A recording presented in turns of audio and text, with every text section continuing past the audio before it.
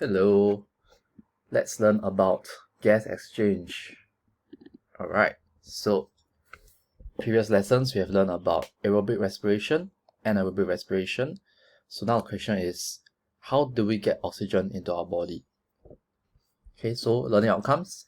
Define the larynx, trachea, bronchi, bronchioles, alveoli, and associated capillaries and state their functions in human and human gaseous exchange.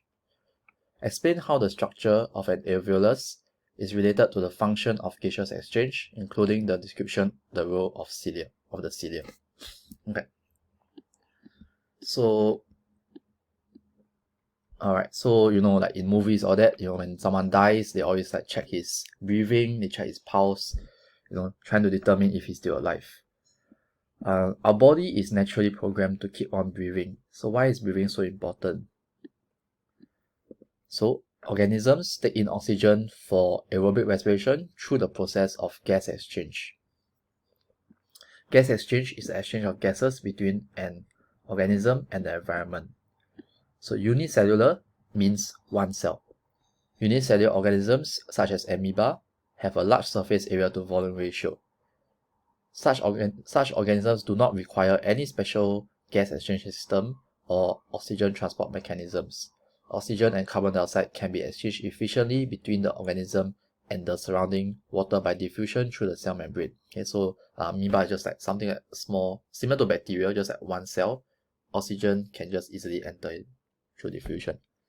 Okay, but for larger animals such as fish, amphibians, and mammals, they have a comparatively smaller surface area to volume ratio. Their external surfaces are often thickened for protection and to prevent water loss. Therefore, these surfaces are not suitable for gas exchange. These animals use special organs, such as lungs or gills, for gas exchange. These organs have enlarged surface area and thin coverings. In this way, more oxygen can be absorbed and more carbon dioxide removed from the body per unit time. Okay, so some examples, right, of unique organisms will be frogs. They have lungs, just like humans, and they also have a permeable skin. Right, the word permeable means that oxygen can move through the skin. Of course, carbon dioxide can move out also. So in humans, the absorption of atmospheric oxygen and the removal of carbon dioxide from the body occurs in the alveoli, the air sacs in the lung. Okay, so we will discuss the two lungs which are in the thorax. The thorax is like a space in your chest cavity.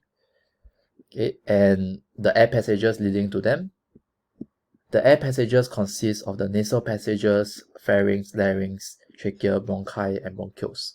The thoracic cavity, the ribs, and diaphragm and related muscles are also vital parts of the gas exchange system, and their functions will be discussed in section 7.3, which is the breathing mechanisms in humans. Okay, so let's take a look at the picture of a human. So we start with the nasal passage. This is where we should be breathing through, right? Because there is a slight benefit of doing so. We will discuss that as we get to it. Okay, so your nostrils, right? Air is taken in, it moves through the pharynx. Okay, the pharynx is the first part of your nasal the passageway. Okay, and then it moves on to the larynx. The larynx is directly beside to the esophagus. Okay, so food is going down through esophagus, air is moving through the larynx. The larynx is also called the voice box because that's where your vocal cords are, and for the male, their larynx tends to be much larger than the female. Okay, then we have the trachea. The trachea is reinforced by rings of cartilage. Okay, so it keeps your trachea straight. The trachea will then divide into two bronchi. These two bronchi, and the bronchi, okay, let's see here, will then divide into smaller bronchioles. Okay, so you can think about it like the roots of a tree. You got the main trunk of the tree, and then you got the big roots, and then the roots then divide into smaller roots, which then divide into even smaller roots.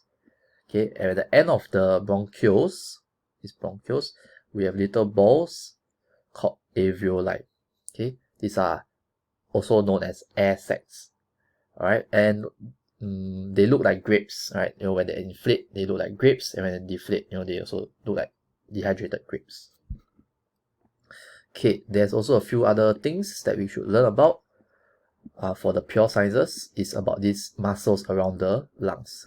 We call this as the external intercostal muscles. Okay, so these are a ring of muscles around the lungs. You also have this thing called the internal intercostal muscles, right? So the outer line is the external, the inner line is the internal intercostal muscles. You also have another muscle over here called the diaphragm. So the diaphragm is also a muscle which we can use to control the size of our lungs. Okay, let's start with the nose. So air usually enters our body through the two external nostrils. Okay, actually for me it's just one, because one of my nostrils is always permanently blocked. The walls of the nostril has hair, and it is also lined with a moist mucous membrane. Why is it beneficial? Right, dust and foreign particles, including bacteria in the air, can be trapped by the hair in the nostrils, as well as by the mucus on the mucous membrane.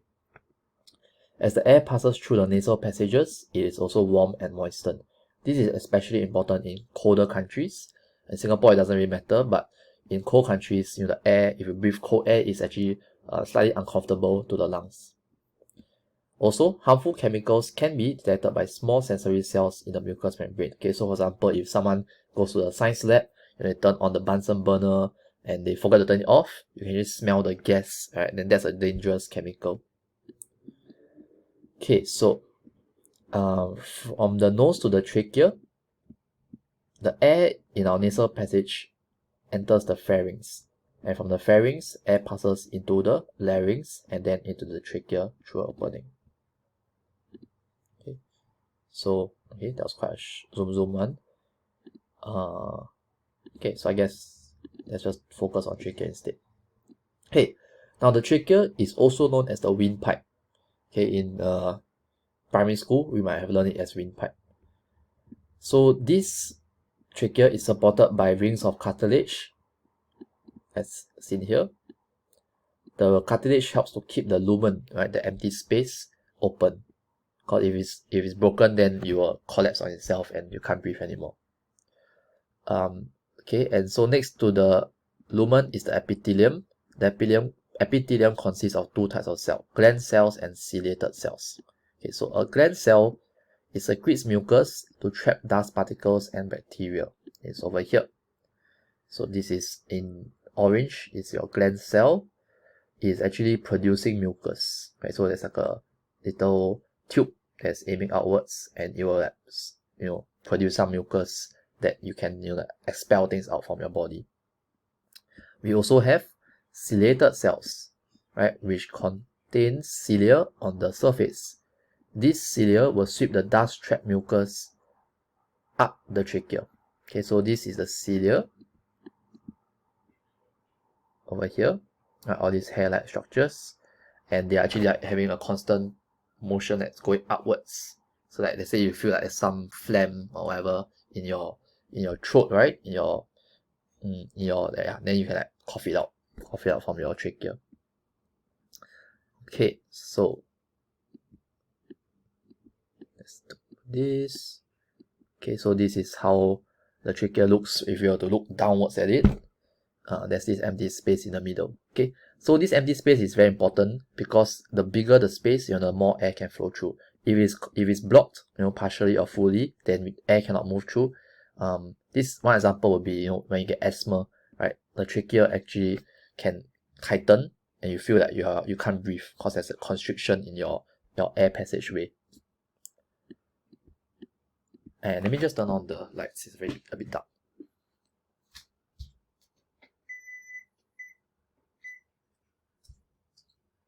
Okay, so now let's talk about the bronchi and the bronchioles. So the trachea will divide into two tubes called the bronchi, singular bronchus. Each bronchus carries air into the lungs. The bronchi are similar in structure to the trachea. Each bronchus branches repeatedly giving rise to numerous bronchioles. Bronchioles are very fine tubes. Each bronchiole ends in a cluster of air sacs or alveoli. Okay, so let's look at that picture again. Over here. Okay, so these are the two bronchi. Okay, and this is one bronchus. This bronchus divides into many bronchioles. And at the end of the bronchioles, we have a air sac called the alveoli. Okay, so let's talk about the alveoli. Now this is, I guess, one of the more important stuff in this chapter, right? Knowing how alveoli works. Gas exchange takes place through the wall of the alveoli. Numerous alveoli are found in the lungs, providing a very large surface area for gas exchange. Okay, so if you were to like cut up all of these alveoli, put it flat on the surface, can you guess what size will it be? Okay, you maybe can think about in terms of like football field, basketball court, what size roughly do you think it will be? Okay, so let's see, alveoli surface area.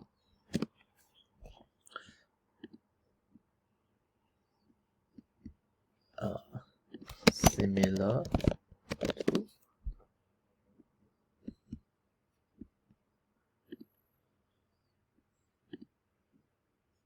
okay, so it says that it's similar to a racquetball court, right? So let's see racquetball court.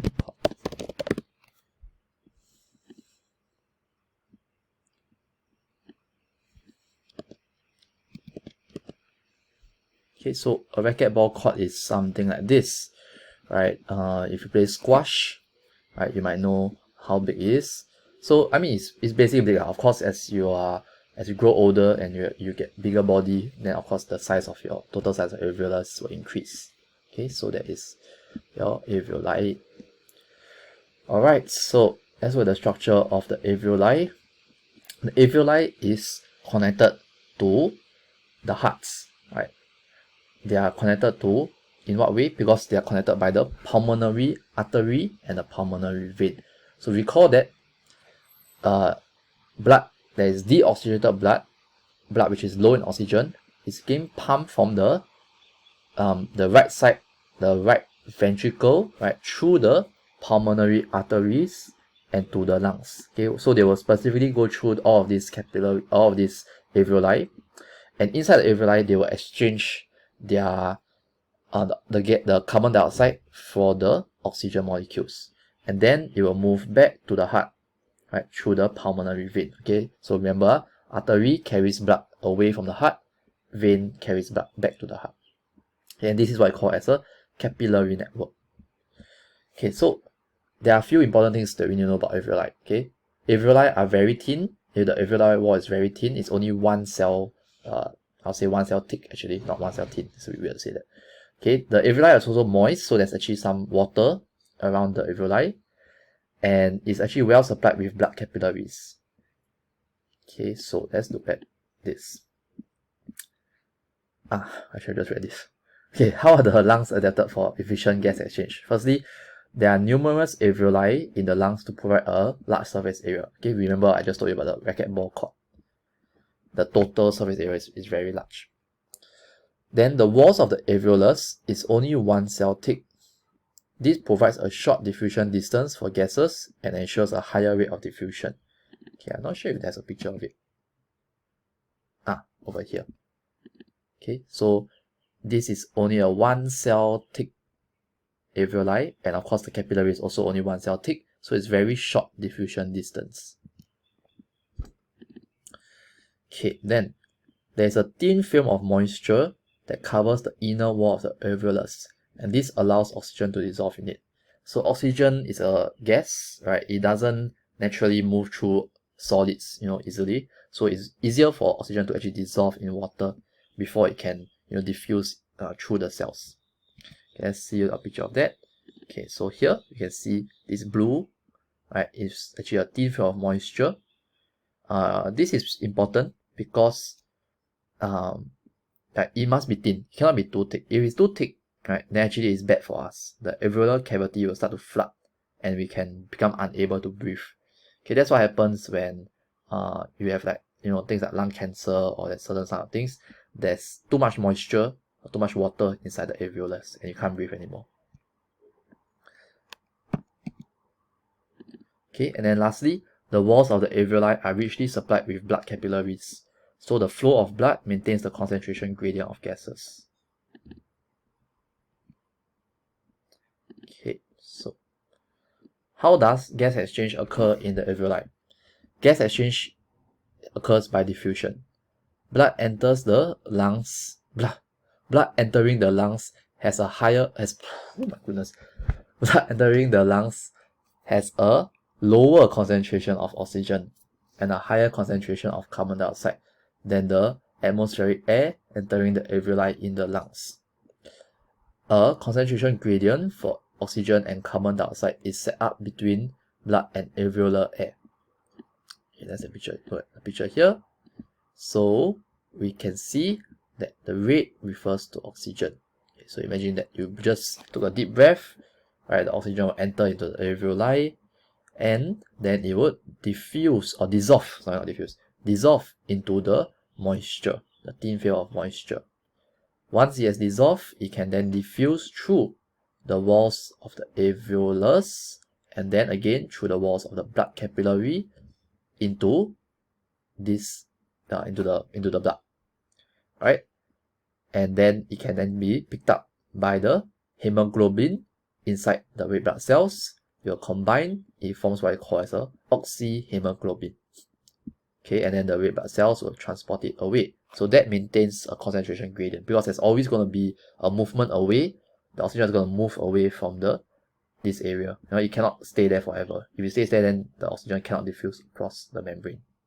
Okay, and also the carbon dioxide, which is in blue, will also diffuse across the capillary walls and the alveolar walls into the alveolar cavity, and then it will be expelled out from the lungs during exhalation. You breathe out, and the carbon dioxide is going to go out from your body. Okay, so the oxygen and carbon dioxide concentration gradients between the alveolar air and the blood are maintained by a continuous flow of blood through the blood capillaries and continuous breathing, which causes air in the lungs to be constantly refreshed. Okay, so how is oxygen transported around the body? In the lungs, when the oxygen concentration is high, oxygen will combine with hemoglobin in the red blood cells to form oxyhemoglobin. Oxygenated blood is transported from the lungs to the other parts of the body. Okay, so here, oxygen plus hemoglobin equals to oxyhemoglobin. But when there is low oxygen concentration, then the oxyhemoglobin would detach and then it belongs back to oxygen and hemoglobin separate. Okay, that happens when the blood is passing through an organ or tissue where the oxygen concentration is low, so the oxyhemoglobin will release its oxygen to the respiring cells. That's what is pictured. Okay, so how will oxygen transport in a person's body but affected if he holds his breath for a long time? Okay, first man says the heart will still pump blood throughout the body, so there is no problem for the red blood cells to transport oxygen to the other cells. Okay. B says there is no problem for the red blood cells to transport oxygen to other cells, but the heart will beat slower as there's less oxygen in the body. Okay. Then C says the red blood cells traveling over the alveoli will not receive enough oxygen. If this continues, the critical body parts will run out of oxygen and will start to fail, starting with the brain. Okay, so who do you think is the most correct? Okay, actually the answer is C. C is correct because logically, right, if you don't breathe, you don't have enough oxygen. By the way, please do not go to the swimming pool and try to play these kind of games, alright, where you are holding your breath underwater. Right, you can drown, okay, even though if you think that you are very good at swimming or whatever. Okay, so yep, let's see. Okay, I want you to try and do this yourself.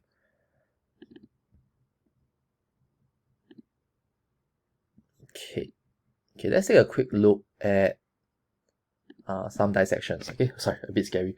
Now, what we see here, okay, what do you think this structure is. Okay, that is your heart. Okay, you can see your coronary arteries. Right, remember, don't eat so much fats, right? If not, this is gonna get blocked. You get a coronary heart disease. Okay, and of course, your heart is directly linked to your lungs. Here, there's only one lung, which is your left lung. Okay, this is the left lung. And so, remember that when blood is collected, right, inside the right atrium, then the right ventricle, and then it goes through the pulmonary arteries to the lungs. Okay, then it's going to move through all of these structures all the way to the end where it's going to touch the alveolus. Right, that's where gas exchange happens. Then it's going to come back through the same structures, coming back through the pulmonary veins, and then the left atrium, left ventricle, and then up into the aorta. Okay, this is where the aorta is. You can see the large network over here. Okay, and then of course to the rest of the body. Okay, it's a little bit disgusting. So let's not look at it. Okay, I want to show you something even more disgusting. Okay, this is how a machine can keep lungs alive.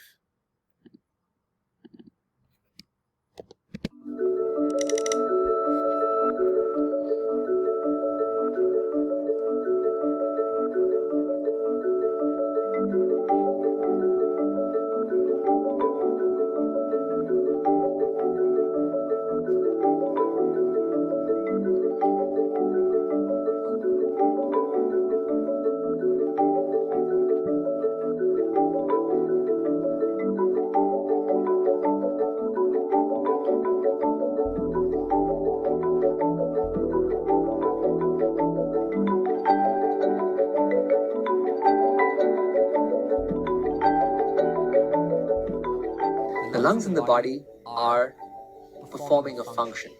They are providing oxygen to the body and they are removing carbon dioxide, so they're performing gas exchange. Thus, there's some degree of stress on the lungs. When they're in the box or on the circuit, there is really no function that they're expected to perform. So we allow them to rest for a period of time.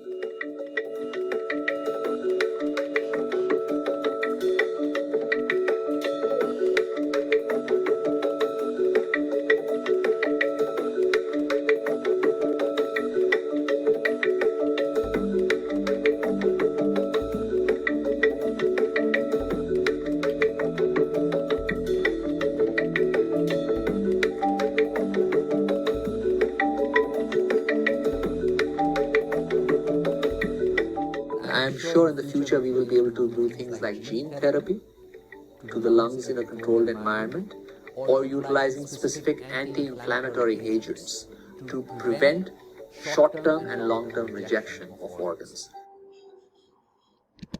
Okay, notice that the lungs are a bit black, right? That could indicate that this person may have some damage to the lungs, maybe through smoking or maybe through some other reasons, maybe lung cancer, etc.